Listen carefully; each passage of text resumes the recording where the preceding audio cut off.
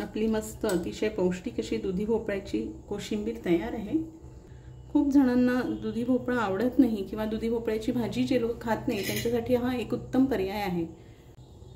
नमस्कार, खमंग मराठीमध्ये आपलं खूप खूप स्वागत आहे। आज आपण दुधी भोपळ्याची कोशिंबीर करणार आहोत। अतिशय साधी सोपी परंतु खूप चवदार अशी ही दुधी भोपळ्याची कोशिंबीर लागते। त्यासाठी मी हा एक छोटासा दुधी घेतला आहे।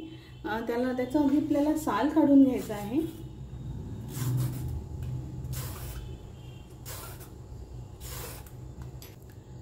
त्याचे असे साल काढून झाले की आपल्याला छोटे छोटे पीसेस मध्ये त्याला कट करून घ्यायचं आहे।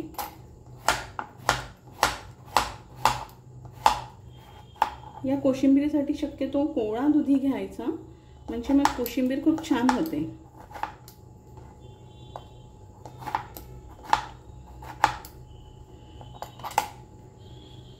हे छोटे छोटे आकारामध्ये दुधी आपल्याला कट करून घ्यायचा आहे। हा असा सगळा दुधी बारीक कट करून घेतला आहे। आता यामध्ये अगदी थोडंसं पाणी घालायचं, पाणी अगदी थोडं घालायचं आणि आपल्याला हे कुकरमध्ये शिजवून घ्यायचं आहे। आता आपल्याला हे कुकरमधून 3 शिट्ट्या घेऊन शिजवून घ्यायचं आहे। हा असा दुधी आपण कुकरमधून छान शिजवून घेतला आहे। आता याच्यासाठी आपण तडका तयार करू। त्याआधी आपण त्यामध्ये थोडंसं चवीनुसार मीठ घालून घेऊ आणि थोडीशी साखर घालून घ्यायची आहे। साखर आपण अगदी चवीला थोडीशी घालतो तशी न घालता थोडी जास्ती घालायची आहे। हे थोडी गोडसर चव जास्त चांगली लागते। तडक्यासाठी आपण तेल गरम करायला ठेवलं आहे। त्यामध्ये आता आपल्याला मोहरी घालायची आहे। मोहरी तडतडली की थोडं जिरं घालायचं आणि गॅस आपल्याला बंद करायचा आणि हिरव्या मिरचीचे तुकडे घालणार आहोत। थोडासा चवीला हिंग घालायचा आहे, थोडंसं हळद घालायची आहे थोडीशी। आता हा तडका आपल्याला या कोशिंबीरीमध्ये घालायचा आहे।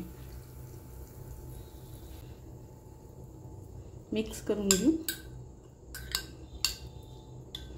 यामध्ये थोडी कोथिंबीर घालायची आहे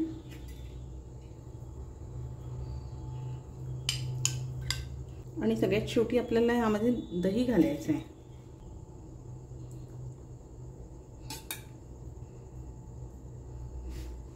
आणि आता याला छान मिक्स करून घ्यायचं आहे। आपली मस्त अतिशय पौष्टिक अशी दुधी भोपळ्याची कोशिंबीर तयार आहे।